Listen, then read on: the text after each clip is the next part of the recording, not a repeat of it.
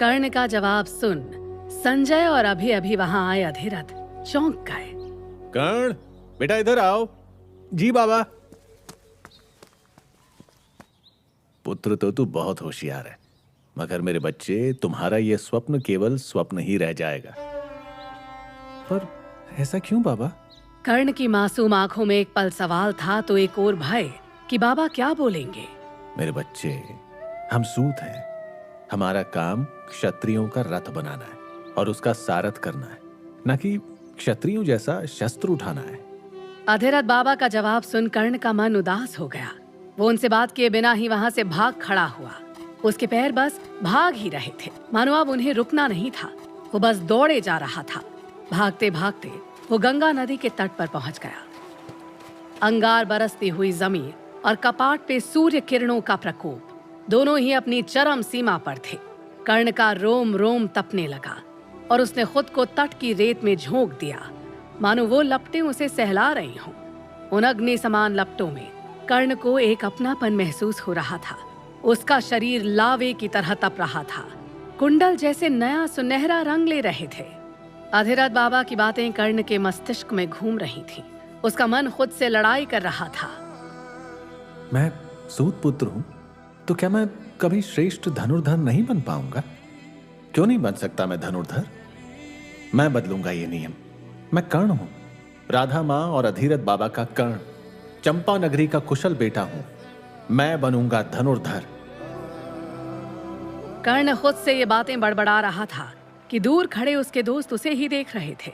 धीरे धीरे उनमें से एक उसके पास आकर खड़ा हुआ और कहने लगा, कर्ण, ओ कर्ण। कौन? अरे तू तो हमें 2 ही दिन में भूल गया। उसने मासूम सी शक्ल बना कर्ण की ओर देखा। अरे चक्रधर, तुम यहाँ कैसे? क्यों? कर्ण ने उसे गले लगाकर सवाल किया।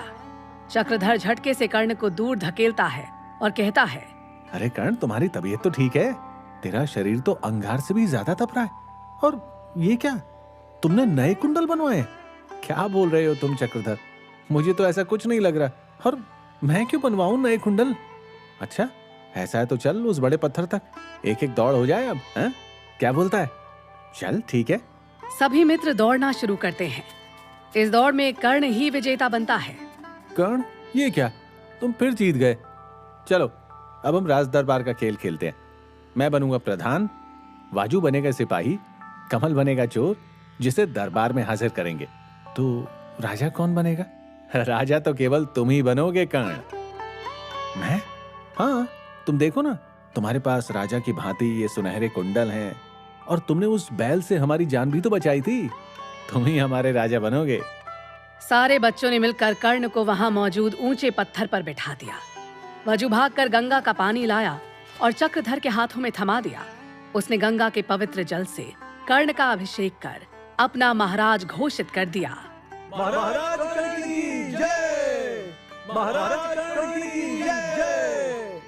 ये सब देखकर कर्ण का निश्चय और भी पक्का हो गया। उसी धुन में अब वो घर के लिए लौटा। घर लौटते ही उसके पैर कुटिया के बाहर रुक गए। कुटिया के अंदर राधा और अधिरथ बात कर रहे थे। राधा, तुम नाराज तो नहीं हो ना? राधा क्रोध से छटपटा रही थी। स्वामी, ये भी आप पूछ रहे हैं? राधा, तुम शांत हो जाओ। कर्ण की बातें अभी भी राधा और अधिरथ के दिमाग में चल रही थी। मैं बदलूंगा ये नियम। मैं कर्ण हूं, राधा माँ और अधिरथ बाबा का कर्ण, चंपा नगरी का कुशल बेटा हूं। मैं बनूंगा धनुर्धर। मैं बदलूंगा ये नियम। मैं कर्ण हूं। कैसे रहूं मैं शांत स्वामी, जिसका बच्चा उसी की बात नहीं मानता? उसकी ये कैसी जिद है? आप जानते हैं ना, उसकी खोखली जिद के कारण हमें भी समाज का रोष सहना पड़ सकता है। अधिरथ राधा के दोनों हाथ थाम कर कहता है, हाँ मैं जानता हूँ राधा, मगर तुम ही सोचो, समाज की ऐसी बातें एक बालक कैसे समझ सकता है? राधा नम आंखों से बोलती है, स्वामी आप माँ नहीं है ना, नहीं समझेंगे आप मेरी चिंता। राधा, हम उसके माता पिता हैं, हमें ही उसे दिशा देनी होगी। स्वामी मैं समझती हूँ, मगर क्या करूँ? अगर मेरे कर्ण को कुछ हुआ तो मैं जीवित नहीं रह पाऊंगी स्वामी, और उसको अब समझ नहीं बल्कि सबक की आवश्यकता है। राधा, ये तुम कह रही हो जिसे उसका आंखों से ओझल होना भी गवारा नहीं? जी स्वामी, कर्ण को समझना ही होगा कि धनुर्धर बनना उसके लिए असंभव है। ये समाज उसका जीना मुश्किल कर देगा। साथ ही साथ उसे ये भी समझना होगा कि वो कोई क्षत्रिय नहीं, सूत है, सूत। क्रोधित और भावुक राधा वो प्रसंग याद किए जा रही थी कि किस तरह उसे कर्ण मिला। तुम शांत हो जाओ राधा। चलो अब कर्ण और शोन आते ही होंगे। तुम उनके लिए भोजन नहीं बनाओगी क्या? हाँ? जी नहीं स्वामी, मैं कर्ण से अब तब तक बात नहीं करूंगी जब तक कि वो धनुर्धर बनने का अपना ये हट ना त्यागे। बाहर खड़ा कर्ण ये सब बातें सुनकर हक्का बक्का रह गया। अब उसके लिए किसी भी चीज से बढ़कर उसकी प्यारी माँ की नाराजगी थी, जो उसे किसी भी तरह से दूर करनी थी। वो अपने मस्तिष्क में कुछ सोचने लगता है। माँ को मनाना ही होगा। अगर माँ मुझसे बात नहीं करेगी तो कैसे चलेगा? कैसे मनाऊं उनको, कैसे? कर्ण सोच ही रहा होता है कि तभी उसे कुछ याद आता है। एक रोज अधिरथ और राधा बात कर रहे होते हैं। स्वामी, मेरी बचपन की इच्छा थी कि मैं कस्तूरी मृग को देखूं। आज तक सिर्फ उसकी सुंदरता के किस्से ही सुने, किंतु मुझे मेरी जिंदगी में एक बार तो उसे देखना ही है, उसकी मनोहर सुगंध का अनुभव करना है। मगर ये काम तो एक धनुर्धर ही कर सकता है। हाँ, तो ये इच्छा पूरी होने का तो कोई प्रश्न ही नहीं। हाँ, अगर मैं माँ को कस्तूरी मृग लाकर दे दूं तो वो झट से मान जाएंगी। माँ, मैं आपको मनाकर ही दम लूंगा। कर्ण ने अपनी छोटी छोटी बाहों से नुकीले बाण और धनुष बनाए, क्योंकि अब उसका मकसद कस्तूरी हिरण पकड़ना था। इतने में शोन वहां आता है और बड़ी ही मासूमियत से कहता है, भैया, आप यहाँ क्या कर रहे हैं? माँ तो आपसे वहाँ गुस्सा होकर बैठी हैं और आप हैं कि उनको मना भी नहीं रहे। देखो शोन, जब मैं इस कस्तूरी मृग को पकड़ लाऊंगा तो माँ झट से मान जाएंगी।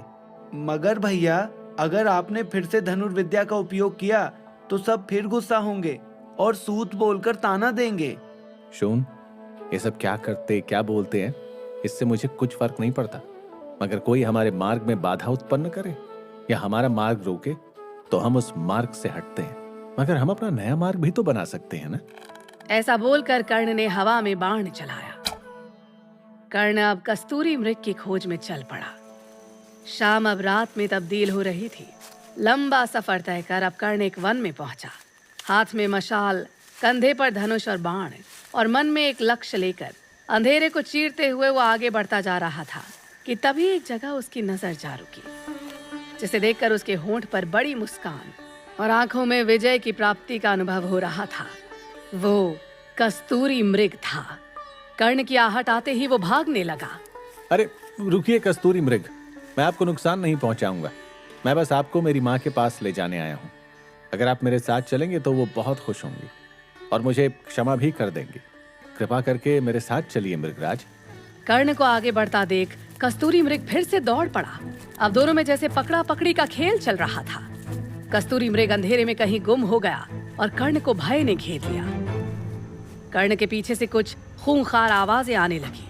उसने धीरे धीरे पीछे देखा तो भय से उसके पैरों के तले जमीन खिसक गई। दो बड़े बड़े भालुओं ने उसे घेर लिया था।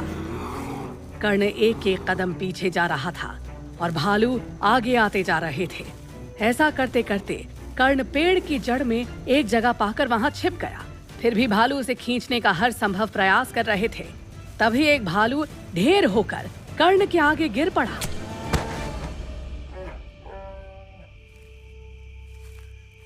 कर्ण डरते डरते आगे आया तो उसने देखा कि उसकी पीठ में एक बाण लगा है।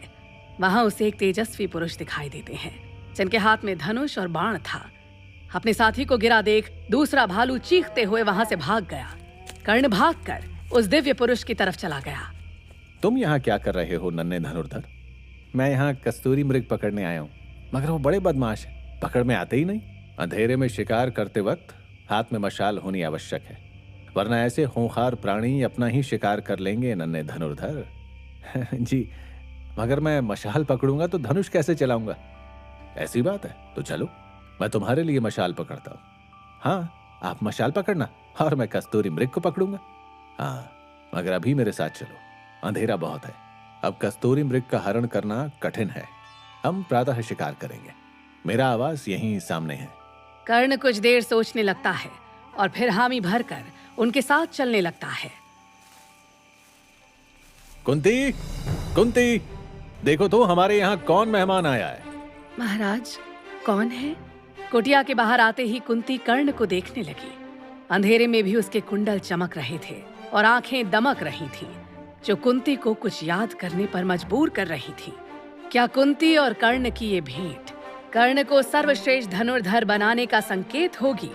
क्या कुंती पहचान पाएगी अपने बेटे को? क्या कर्ण को पता चलेगा उसके जन्म का सच?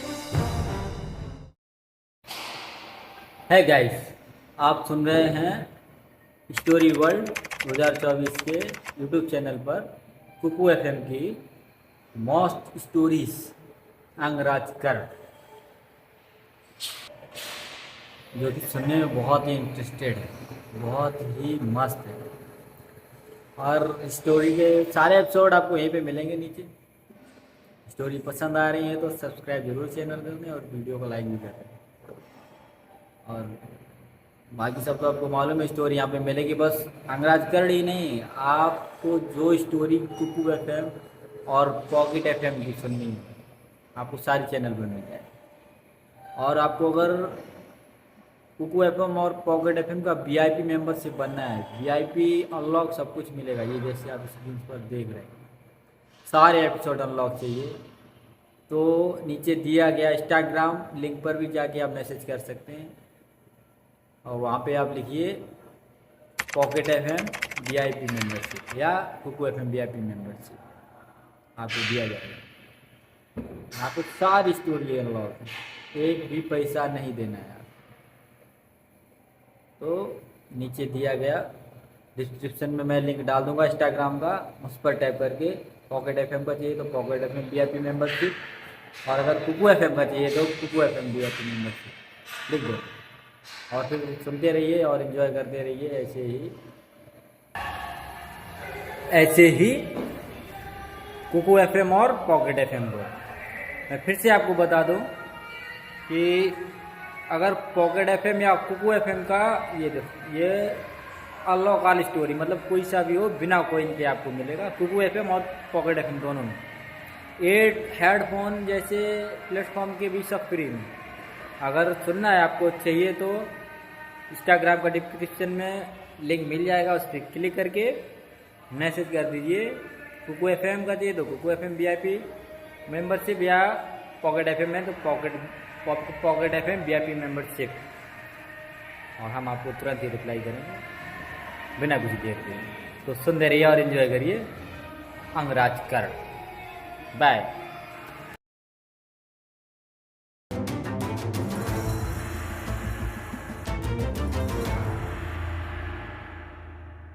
सामने छोटे बच्चे के साथ राजा पांडु को देख कुंती सोच में पड़ गई। उस बच्चे की आंखें और मुस्कान देख कुंती को न जाने क्यों वो जाना पहचाना लगने लगा। हालांकि ठंड के कारण कर्ण के कान ढके हुए थे। कुंती को मौन देख राजा पांडु बोल पड़े, अरे महारानी, हमारे यहाँ अतिथि आए हैं, तुम इनका स्वागत नहीं करोगी? आपका ये अतिथि तो बड़ा ही प्यारा है, मैं इसका स्वागत क्यों नहीं करूंगी भला। आओ हम आवास में चलकर बात करें, बाहर रहना ठीक नहीं। किंतु मेरा कस्तूरी मृग? वो आप प्रातः खोजेंगे, अभी विश्राम करना आवश्यक है पुत्र। कुंती कर्ण के माथे पर हाथ फेरते हुए बोलती है। बिल्कुल सही। अच्छा कुंती, तुम हमारे भोजन का प्रबंध करो, हम तब तक इस नन्हे मेहमान से बात करते हैं। जी महाराज। तो नन्हे धनुर्धर, तुम्हारा नाम क्या है? तुम आए कहाँ से हो, वो भी इस समय? जी मैं कर्ण हूँ, यहाँ पास ही चंपा नगरी गांव से आया हूँ। तो क्या तुम्हारे माँ बाबा को पता है कि तुम यहाँ ऐसे आए हो?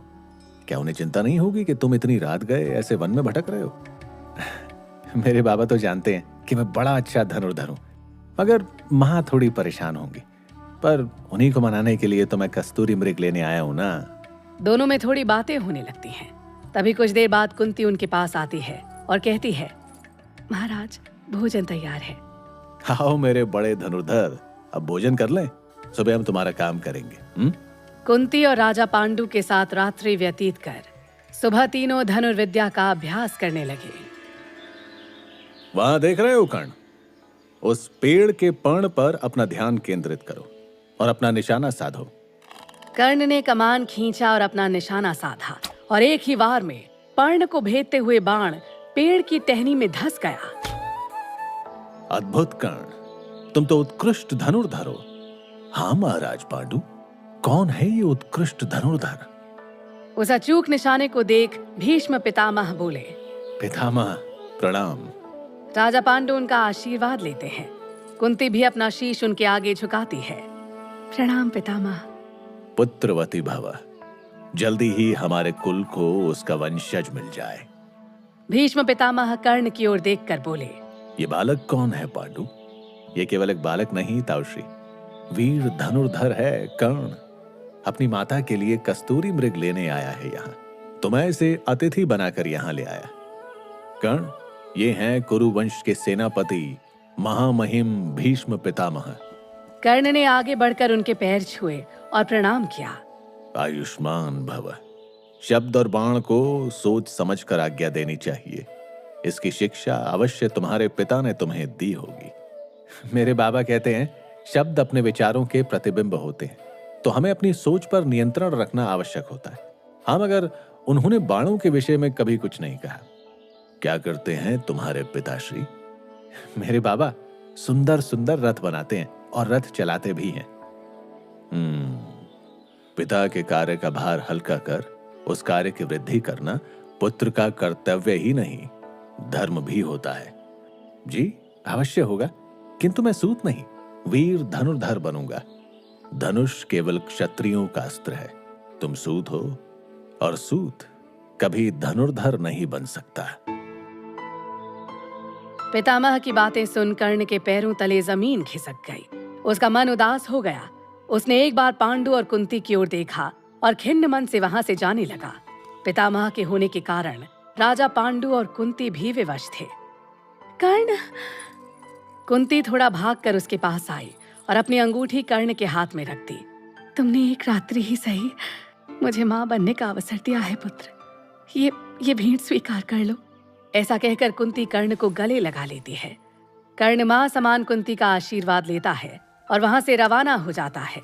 सोचते सोचते कर्ण घर आ गया। आते ही उसे शोन दरवाजे पर मिला। भैया, कस्तूरी मृग कहाँ है? कस्तूरी मृग नहीं मिला शोन। दोनों बातें कर ही रहे थे कि राधा दौड़ कर आई। कर्ण, कहाँ था तू कर्ण? हाँ, तू ठीक तो है ना? बिना बताए क्यों चला गया था? तुझे समझ भी है कि यहाँ मेरा क्या हाल हो रखा है? अब कुछ बोल भी या यूं ही बुत बना खड़ा रहेगा? अरे बोल ना। राधा की आंखों में गुस्सा और चिंता दोनों स्पष्ट हो रही थी। वो रोते रोते बोले जा रही थी। माँ शांत हो जाओ। मैं तुम्हारा पुत्र हूँ, मुझे कभी कुछ नहीं होगा। और मैं तो तुम्हारे लिए कस्तूरी मृग लाने गया था। कर्ण डरते डरते बोल रहा था कि उसकी नजर अधीरथ पर पड़ी। कर्ण, जो हुआ सो हुआ। अब इसके बाद तुम कभी भी ऐसी हरकत नहीं करोगे। हाँ, तेरे बाबा सही कह रहे हैं। तू अब कभी भी ऐसा नहीं करेगा। दे वचन। हाँ मेरी प्यारी माँ, दिया वचन। अब मैं ऐसा कुछ नहीं करूंगा जिससे तुझे या बाबा को मुझे कुछ बोलना पड़े। ऐसे ही दिन बीत रहे थे। कर्ण के मन में अभी भी धनुर्धर बनने का हठ अपनी पकड़ बना रहा था। उसकी सुबह सूर्य देव को अर्घ देने से ही होती थी। वो घंटों गंगा नदी में सूर्य देव को अर्घ देता और उसके बाद उनकी किरणें महसूस कर हर रोज धनुर्धर बनने का निश्चय करता। देखते ही देखते कुछ साल बीत गए। छोटा कर्ण अब युवावस्था में प्रवेश कर रहा था। बड़ी बड़ी आंखें, कानों में सुवर्ण कुंडल और उसके मुख का तेज उसे सबसे अलग बनाते थे। एक दिन कर्ण और शोन रथ को साफ कर रहे थे कि तभी वहां अधिरथ प्रसन्न होकर आए। राधा, ओ राधा, अपने पुत्रों का सामान बांधो, हम कल ही हस्तिनापुर जाएंगे। बाबा, हस्तिनापुर? हाँ कर्ण, हम कल ही जाएंगे, तुम तैयारी कर लो। कर्ण और शोन अपनी तैयारी में जुट गए। दूसरे दिन सुबह ही कर्ण और शोन अधिरथ के साथ रथ पर हस्तिनापुर के लिए निकलने ही वाले थे कि राधा की आवाज आई। कर्ण, तू मेरा बड़ा पुत्र है, अपना और मेरे शोन का ख्याल रखना बेटा। राधा और कर्ण दोनों की आंखों में आंसू आ गए। अगर कमजोर पड़ा तो माँ जाने ही नहीं देगी। ये सोच कर्ण झट से अपनी माँ का आशीर्वाद लेकर रथ पर सवार हो गया और पलक झपकते ही वो राधा की आंखों से ओझल हो गए। सफर तय कर कर्ण, शोन और अधिरथ हस्तिनापुर पहुंच गए। रथ बड़े महल के सामने आ रुका। तीनों रथ से उतर ही रहे थे कि वहां एक स्वर्ण रथ आकर रुका, जिसमें एक बेहद सुंदर युवराज खड़ा था। आप कब आए काकेश्री? जी अभी आए युवराज दुर्योधन। ये दोनों कौन है? ये मेरे पुत्र हैं युवराज, कर्ण और शून। अपनी राजधानी दिखाने लाया हूं इन्हें। जी अच्छा है, हम अमात्य को बता देंगे, वो उन्हें राजधानी घुमा लाएंगे। मैं अभी चलता हूँ। शोन थक गया था तो उसे कमरे में छोड़ अधिरथ और कर्ण महाराज धृतराष्ट्र से मिलने गए। महाराज धृतराष्ट्र की जय हो। मैं आपका सेवक सुतराज अधिरथ और मेरा ज्येष्ठ पुत्र कर्ण आपके सामने नतमस्तक है। आओ अधिरथ, ये तुम्हारा वही पुत्र है ना जिसके सुवर्ण कुंडल है और हिरण्यवर्ण कवच भी है? जी महाराज। यहां आओ पुत्र। काश मैं भी तुम्हारा ये तेजस्वी रूप देख पाता मेरे बच्चे। महाराज धृतराष्ट्र कर्ण के मुख पर हाथ फेरते हुए बोले, एक विनती है महाराज। क्या है? निसंकोच बोलो अधिरथ। जी महाराज, वो मेरे पुत्रों को अन्य राजकुमारों की भांति शस्त्र विद्या सीखने का अवसर मिल जाता तो वो भी राज्य के प्रति अपनी निष्ठा के साथ सेवा करने में सक्षम हो जाते। जरूर अधिरथ, तुम अभी अमात्य वृषवर्मा के साथ जाकर गुरु द्रोणाचार्य की युद्धशाला में अपने पुत्रों का नाम दर्ज कराओ। जो आज्ञा महाराज। अधिरथ और कर्ण अमात्य के साथ गुरु द्रोणाचार्य की युद्धशाला पहुंचे। प्रणाम गुरुदेव, ये मेरा पुत्र कर्ण है। यहाँ आने का कारण?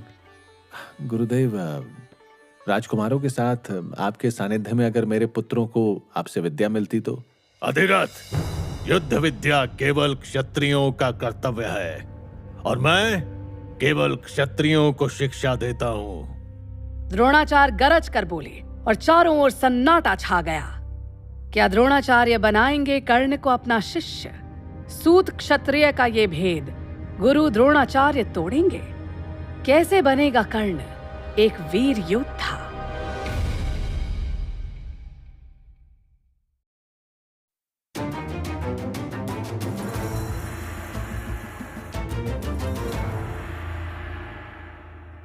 गुरु द्रोणाचार्य की बात सुन वहां खड़े अधिरथ और कर्ण का उत्साह पल भर में छू हो गया।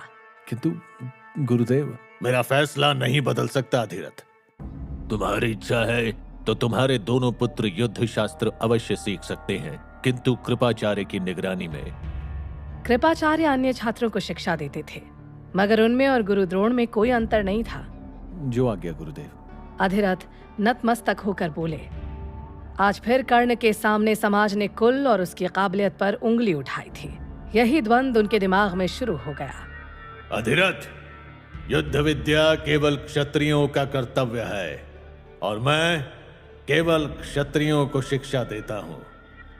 लेकिन ये सोचकर कि उसके पिता ने उसके लिए इतना किया, ये विचार उसके चेहरे पर मुस्कुराहट ले आया और कर्ण मुस्कुराते हुए वहां से चल दिया। प्रवास और विशालकाय राजधानी हस्तिनापुर के दर्शन कर अब सब लोग सोने की तैयारी में लग गए। सुबह सुबह कर्ण चिड़ियों के गीत के साथ ही उठा। आंखें खोलकर वो खिड़की में जाकर खड़ा हो गया। पूरा हस्तिनापुर अपनी मीठी नींद का अनुभव कर रहा था। कर्ण ने अपने वस्त्र लिए और गंगा तट पर आ खड़ा हुआ। वहां पहुंचते ही राधा के बोल उसे याद आए। गंगा के पानी में नहीं जाना पुत्र, गंगा के पानी में नहीं जाना। तू सुन रहा है ना मेरी बात? कर्ण थोड़ा मुस्कुराया और गंगा में जाके खड़ा हो गया। कुछ ही देर में सूर्य देव ने उसे दर्शन दिए। अर्घ्य देते देते उसने अपनी आंखें बंद कर ली। सूर्य की किरणों से उसका तेज बढ़ रहा था। हे सूर्यदेव, मेरे जीवन का सबसे बड़ा अध्याय शुरू होने जा रहा है। मुझे आशीर्वाद दीजिए कि मुझे कभी शस्त्र उठाने की आवश्यकता ना पड़े, किंतु अगर मैंने कभी शस्त्र उठाया तो भी उसका त्याग ना करना पड़े।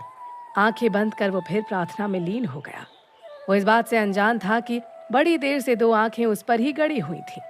कुछ देर बाद कर्ण को एहसास हुआ कि उसे कोई देख रहा है। उसने पीछे मुड़ के देखा। आश्चर्य से उसकी आंखें और भी बड़ी हो गईं। बड़ी दाढ़ी, मुख पर तेज, लंबा कद और गहरी आंखें उस पर टिकी हुई थीं। प्रणाम पितामह। कर्ण ने उनका अभिवादन किया। कल्याण हो पुत्र। आज हस्तिनापुर में इतिहास रचा गया है। आज की तारीख सब याद रखेंगे। क्या हुआ है पितामह आज ऐसा? आज तक पूरी राजधानी में मुझसे पहले गंगा तट कोई भी नहीं पहुंचा। वो संकल्प आज बदल गया है और इसकी मुझे खुशी है। मैं हाँ कर्ण, ये कुंडल तुम पर बहुत जचते हैं। जी ये जन्मजात हैं पितामह। इनका भी ख्याल रखना। इतना कहकर पितामह गंगा नदी में जाकर खड़े हो गए। अपनी पहली मुलाकात में मिले हुए पितामह और अब की मुलाकात के पितामह, कर्ण का मन दोनों में तुलना कर रहा था। बहुत देर उन्हें देखने के बाद कर्ण युद्धशाला जाने के लिए निकल गया। लौटते ही अधिरथ ने अपने दोनों पुत्रों को कुछ सीख दी। धैर्य और संयम से काम लेना पुत्रों, अपना लक्ष्य कभी नहीं भूलना और अपना ख्याल रखना। अधिरथ का आशीर्वाद ले कर्ण और शून युद्धशाला में पहुंचे। युद्धशाला की शुरुआत प्रार्थना से हुई। सारे शिष्य गुरुदेव का आशीर्वाद ले रहे थे। प्रणाम गुरुदेव, मैं अधिरथ पुत्र कर्ण आज से आपकी युद्धशाला में प्रवेश कर रहा हूँ। कृपया अपना आशीर्वाद दें। तथास्तु। ये कौन है? ये मेरा अनुज है शून। क्या ये भी युद्धशाला में प्रवेश करेगा? जी गुरुदेव। ठीक है, यहाँ दूसरी ओर कृपाचार्य के पथक में दाखिल हो जाओ और अभ्यास शुरू करो। फिर एक बार कर्ण का मन उदास हो गया। उसके मन में विचारों का सिलसिला शुरू हो गया। क्या ऐसे होते हैं गुरु जो शिक्षा लेने आए शिष्य को शिक्षा लेने का अवसर ही ना दे? इनके लिए काबिलियत कुछ मायने नहीं रखती। क्या कुल इतना महत्वपूर्ण है कि उसके आगे किसी का सामर्थ्य खोखला हो जाए? गुरु तो वो होता है ना जो शिष्य के मन को पढ़ सके। विचार करते करते वो गुरु कृपाचार्य के पथक के पास पहुंच गया। चलो कर्ण, यही है तुम्हारी नियति। तुम्हें अपना भाग्य स्वयं ही लिखना होगा। अब प्रतिदिन गंगा तट पर पूजा और युद्धशाला में अभ्यास कर्ण के जीवन का हिस्सा बन गया। हर रात कर्ण अपनी 3 पसंदीदा चीजों के सहारे अपना जीवन क्रम रच रहा था। सूर्यदेव को अर्घ्य देना, राधा माँ की दी हुई चांदी की पेटी और अपने तीर कमान। दिन बीतते जा रहे थे और कर्ण अपनी युद्ध कला में दिन ब दिन कुशल हो रहा था।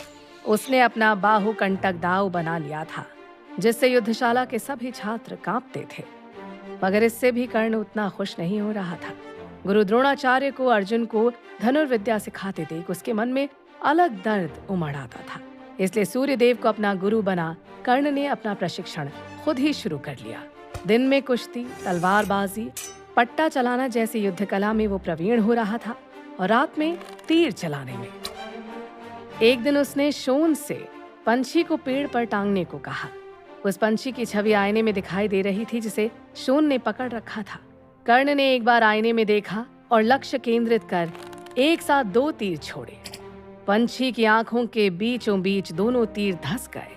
ये देख शोन खुश होकर नाचने लगा। भैया, आप ही बनोगे सर्वश्रेष्ठ धनुर्धर। ऐसा कहकर उसने कर्ण को गले लगा लिया। अब हर दिन ये सिलसिला जारी रहा।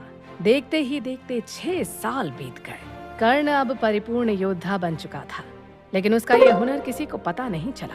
क्षत्रिय और सूत के बीच का अंतर उसको अंदर ही अंदर खाए जा रहा था। कुछ दिन बाद कर्ण के जीवन में वो दिन आया जिससे उसका जीवन हमेशा के लिए बदलने वाला था। राजसभा में महाराज धृतराष्ट्र और भीष्म पितामह ने राजकुमारों को परखने के लिए एक स्पर्धा का आयोजन किया जिससे पता चलता कि कौन सर्वश्रेष्ठ योद्धा है। वासंतिक पूर्णिमा के दिन स्पर्धा लेना तय हुआ। सुबह कर्ण हमेशा की तरह अपने गुरु सूर्यदेव का आशीष लेने गंगा तट पर चला गया। 3 पहर गुजर गए। कर्ण अभी भी सूर्यदेव को अर्घ्य दे रहा था, किंतु सूर्यदेव मानो आज उस पर रुष्ट थे। आसमान में घने बादलों ने अपना डेरा बनाया था। आखिर अंतिम बार कर्ण ने अर्घ्य दिया और पानी से बाहर आया। शोन अपने भाई का इंतजार कर रहा था। चलो शोन, स्पर्धा का समय हो गया। भैया, आप आज स्पर्धा के अखाड़े में मत जाना। आज आपके गुरु ने आपको दर्शन नहीं दिए। कर्ण की आंखें अब आग उगल रही थीं। उसने अपने ऊपर संयम रख बोला, क्या बोल रहा है तू शोन? आज सर्वश्रेष्ठ योद्धा घोषित होगा और मैं वहां नहीं जाऊं? और रही बात गुरु के दर्शन की, तो उनका आशीष मुझे मिल चुका है। तू चिंता मत कर, चल। शोन ने कर्ण के दोनों हाथ पकड़े और कहा, भैया, वो आज आपके कुंडल निस्तेज पड़े हैं। आप मत जाओ अखाड़े में। क्यों आज ही निस्तेज है मेरे ये कुंडल? क्या इसी दिन के लिए ये कवच कुंडल मिले थे मुझे? क्या इस कर्ण को उसका शौर्य दिखाने का अवसर नहीं मिलेगा? उसने शोन की ओर एक बार देखा। ठीक है शोन, मैं नहीं जाऊंगा अखाड़े में, किंतु मेरी एक शर्त है। मैं तब तक अखाड़े के महाद्वार पर खड़ा रहूंगा जब तक मेरे गुरु दर्शन नहीं देते, और अगर उन्होंने दर्शन दिया तो मैं एक पल भी बाहर नहीं रुकूंगा। ठीक है भैया। कर्ण अखाड़े के महाद्वार पर रुक अंदर का शोरगुल सुन रहा था। सब लोग अर्जुन का पराक्रम देख उसकी वाह वाह कर रहे थे। आज तक अर्जुन जैसा वीर नहीं हुआ। साधो साधो, वीर धनुर्धर अर्जुन की जय।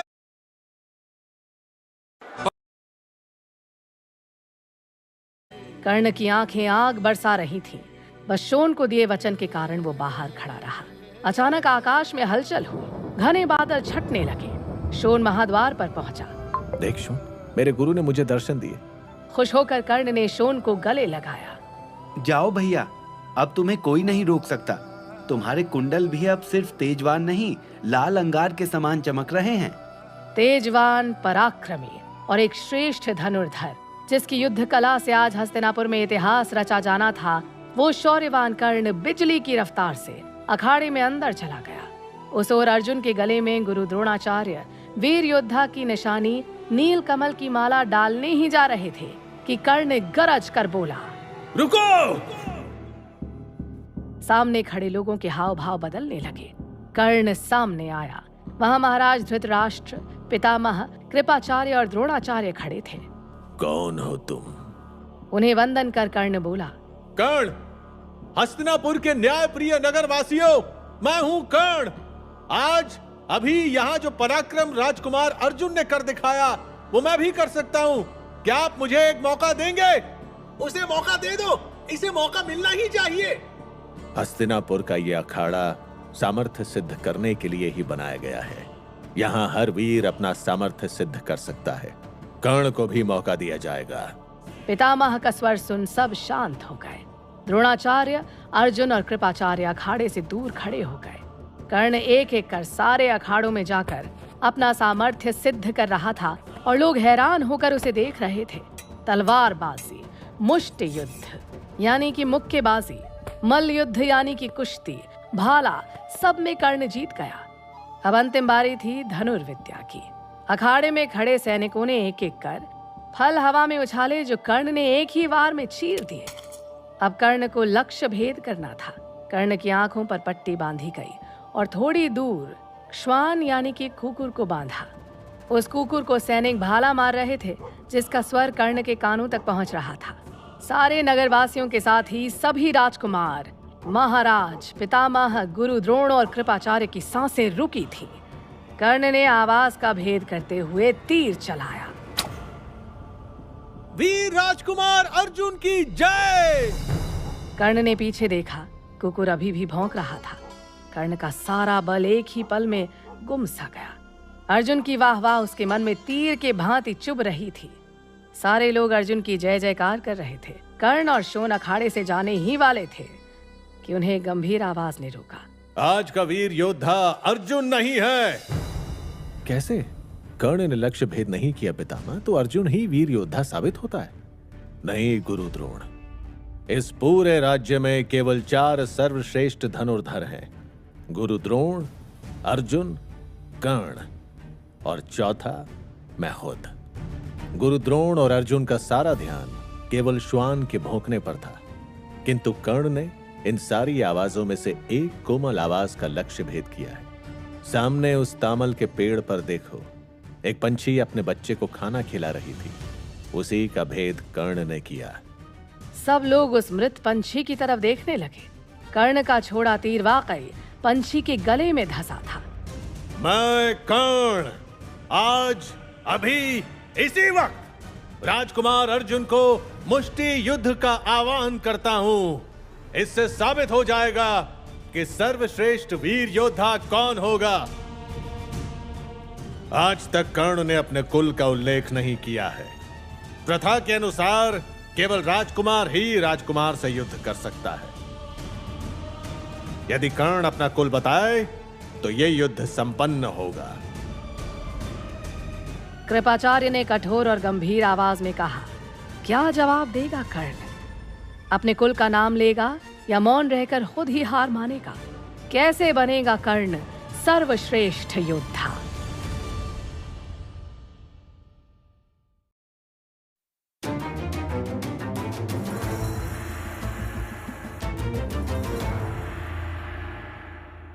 क्या मेरा कुल, मेरा वीर होना काफी नहीं है? क्या बताऊं मैं अपना कुल? सूत?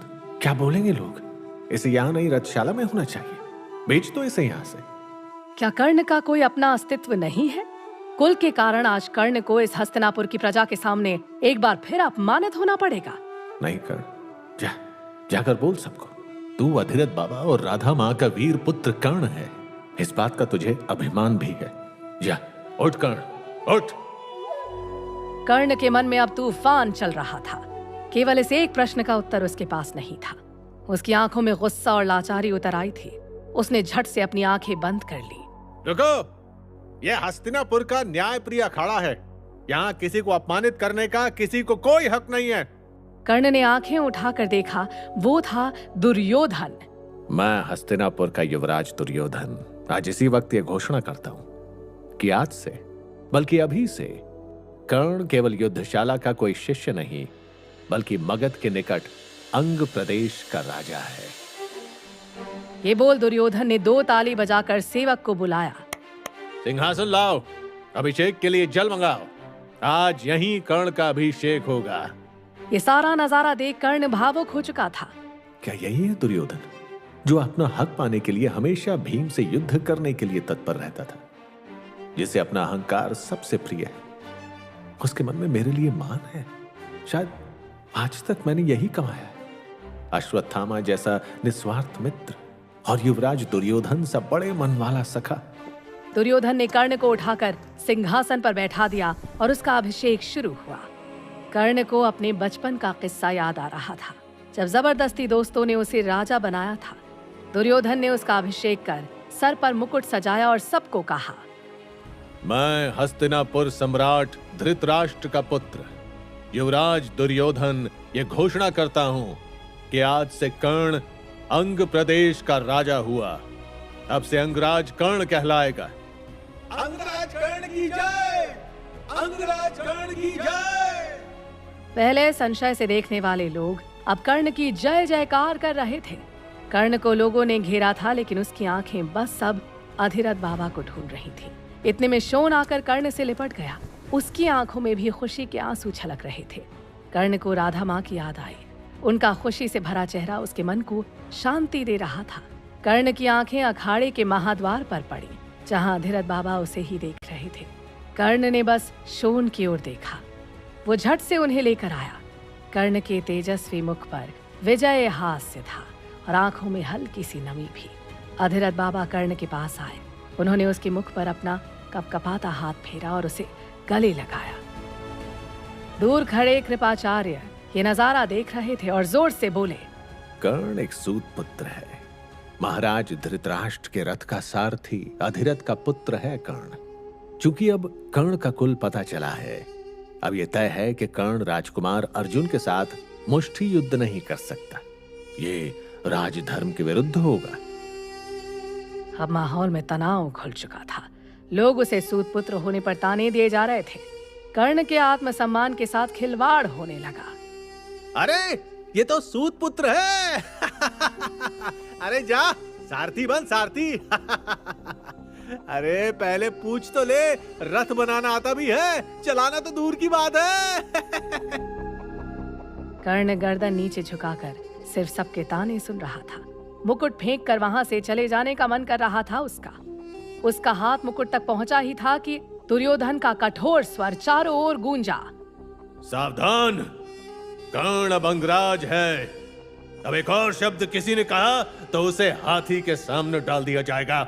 किसी का एक और शब्द हस्तिनापुर राज्य के मान भंग करने के समान होगा। आज की स्पर्धा यहीं समाप्त होती है।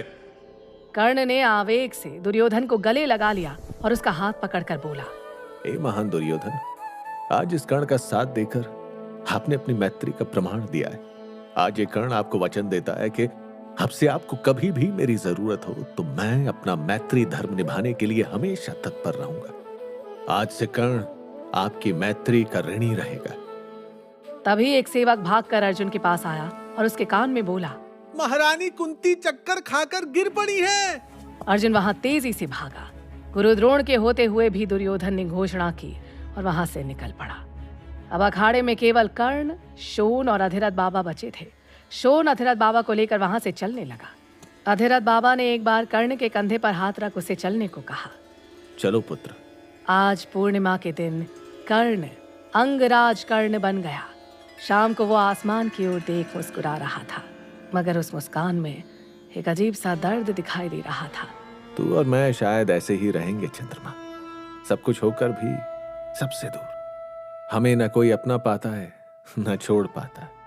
शायद यही हमारे भाग्य में भी लिखा है। पूरी युद्धशाला में आज सन्नाटा पसरा था। कर्ण के पैर अपने आप गंगा की ओर चल पड़े, मानो गंगा का तट इस वक्त उसे ही पुकार रहा था। चांदनी रात में कर्ण गंगा तट पर खड़ा था। आंख बंद कर ठंडी हवा के साथ वो मन शांत कर रहा था कि उसको पानी भरने की आवाज सुनाई दी। कौन है वहां? मैं सत्यसेन हूँ, या नया हूँ। चंपा नगरी से आया हूँ महाराज। मैं महाराज नहीं, कर्ण हूं। क्या आप अधिरथ काका के कुंडलधारी पुत्र हैं? जी हाँ, मैं अधिरथ बाबा का पुत्र कर्ण हूं। पर आप इतनी रात गए यहाँ पानी लेने आए हैं? क्या हस्तिनापुर वासी अतिथि का सत्कार भूल गए हैं? जी नहीं महाराज, दरअसल मैं यहाँ किसी के यहाँ नहीं रुका हूँ। मैं यहाँ किसी को जानता नहीं। अपनी बहन वृषाली और माँ के साथ आया हूँ। मुझे लगा था कि हम शाम को हस्तिनापुर पहुँच जाएंगे, लेकिन हमारे घोड़े का पैर जख्मी हो गया, इसीलिए रात हो गई। हम यहीं एक मंदिर में रुके हैं। ठीक है, अभी रात्रि काफी हो गई है, आप अभी जा सकते हैं। कल मुझे गुरु द्रोण की युद्धशाला में आकर मिली, हम आपके रहने का प्रबंध करेंगे। जी अवश्य, आपका बहुत बहुत आभार। सत्यसेन से बात कर कर्ण को कुछ याद आया। एक दिन कर्ण शोन के साथ चंपा नगरी जा रहा था। तभी उनके रथ के आगे सांप आने के कारण घोड़ा जोर से चिल्लाया। कर्ण झट से रथ से उतरकर आगे आया, जिसे सुन वहां से गुजरती युवती के हाथ से घड़ा गिरकर टूट गया और सारा पानी कर्ण पर गिर पड़ा। क्षमा करना, हमारे कारण आपका घड़ा टूटा। जी नहीं महाराज, क्षमा कीजिए, मेरे कारण आपके वस्त्र बिगड़ गए। मैं महाराज हूँ, ये आपसे किसने कहा? मैं कर्ण हूँ, सारथी अधिरथ का पुत्र। अच्छा, आप सारथी पुत्र हैं, तो ये भी तो सारथी कन्या है। कर्ण ने एक बार वृषाली को देखा। वो अभी भी नीचे ही देख रही थी और अपने पैर का अंगूठा वहां की जमीन पर फेर रही थी। कर्ण और वृषाली में थोड़ी बातें होने लगी और उसने बताया कि वो सारथी सत्यसेन की छोटी बहन है। सारा प्रसंग याद कर कर्ण खुद से ही हंसा जा रहा था। क्या इसीलिए कर्ण ने सत्यसेन को मिलने बुलाया? क्या होगा जब वृषाली अंगराज कर्ण से मिलेगी? क्या लिखी जाएगी सारथी पुत्री और अंगराज की प्रेम गाथा?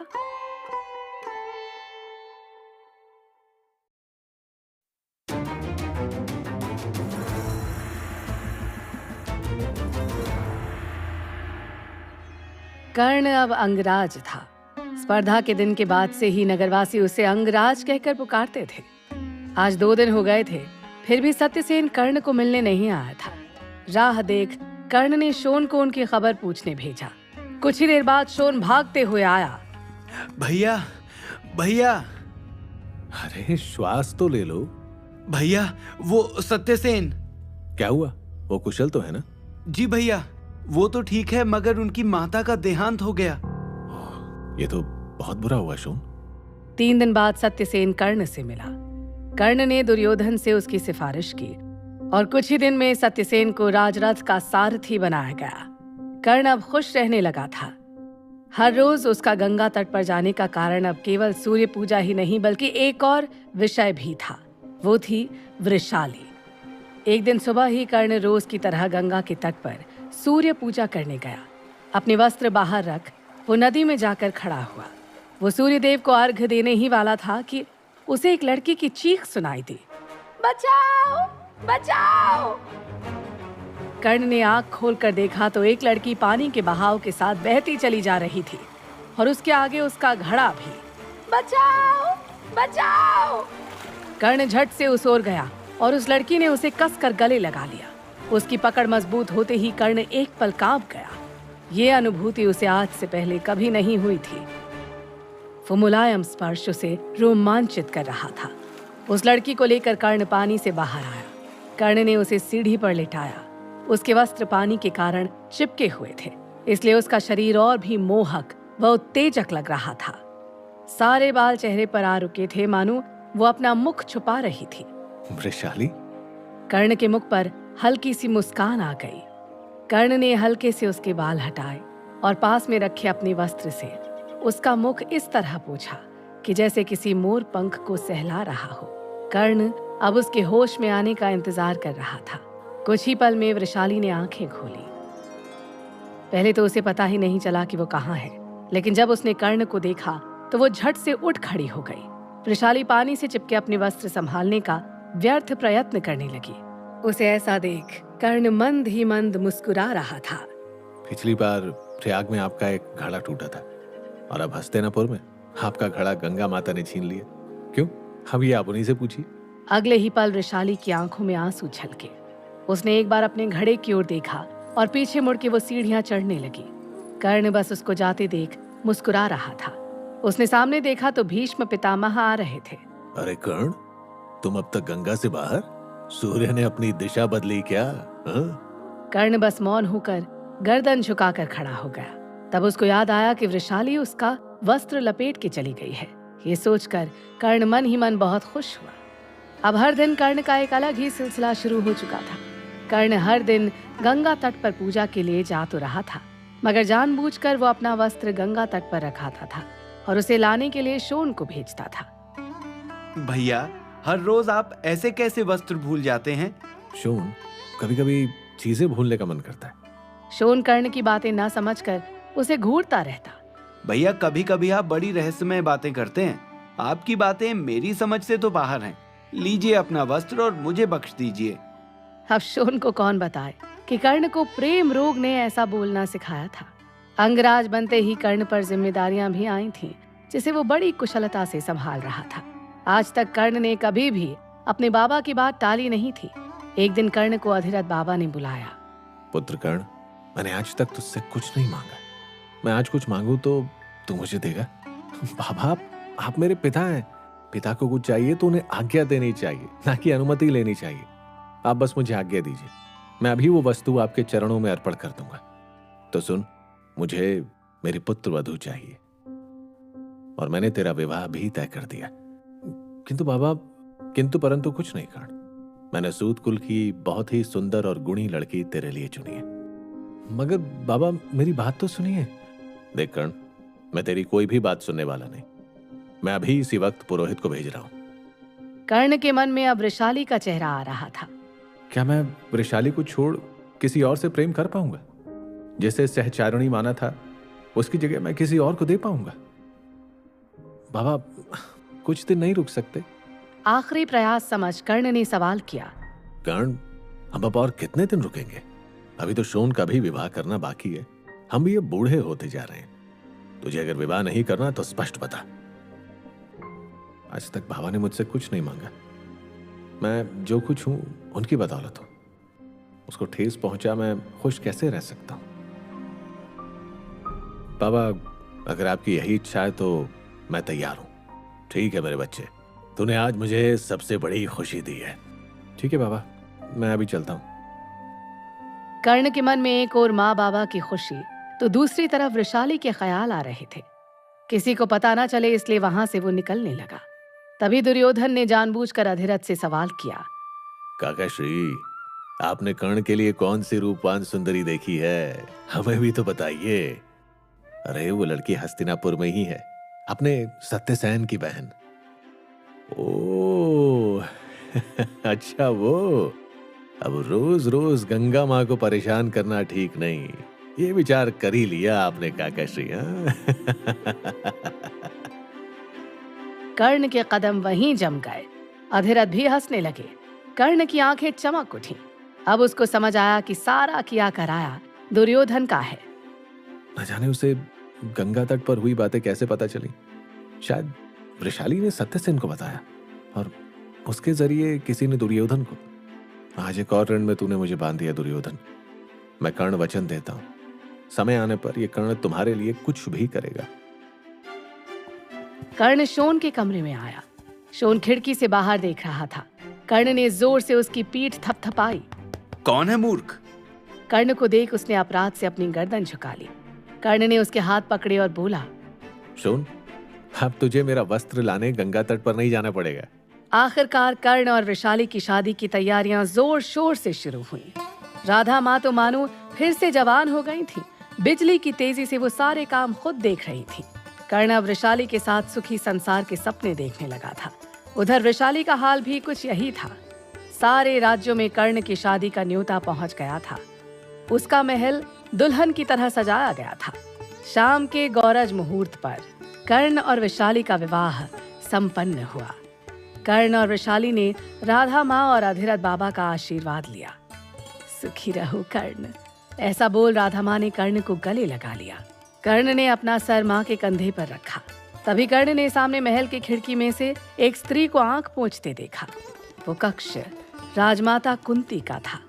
जिनके पुत्र इतने पराक्रमी हैं, उनकी राजमाता कुंती देवी क्यों रोने लगी? कर्ण के मन में ये विचार आया,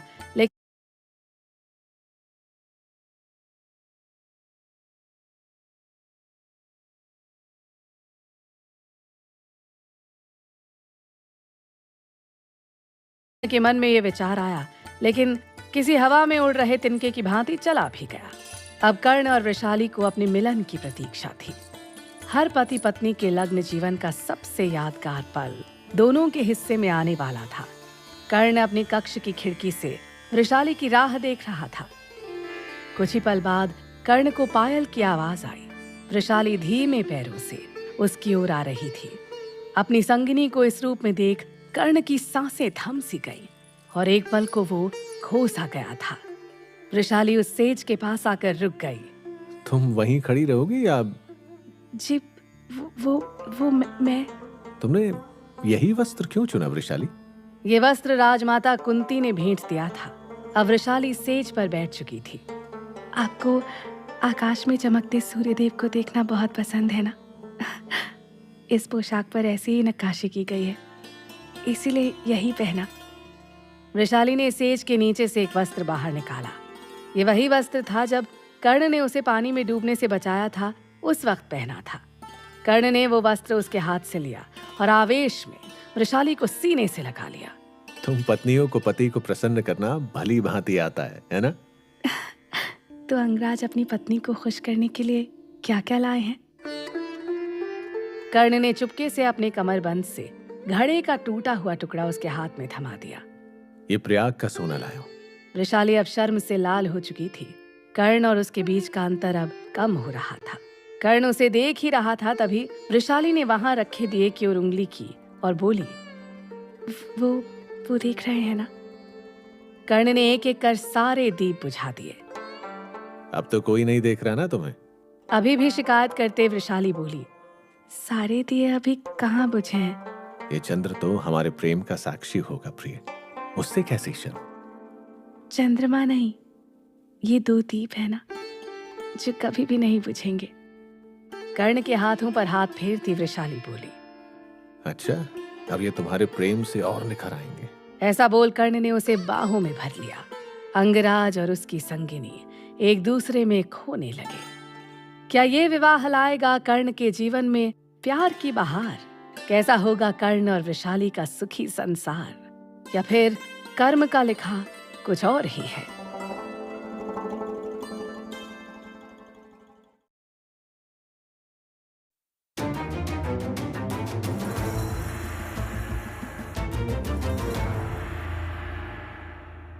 वृषाली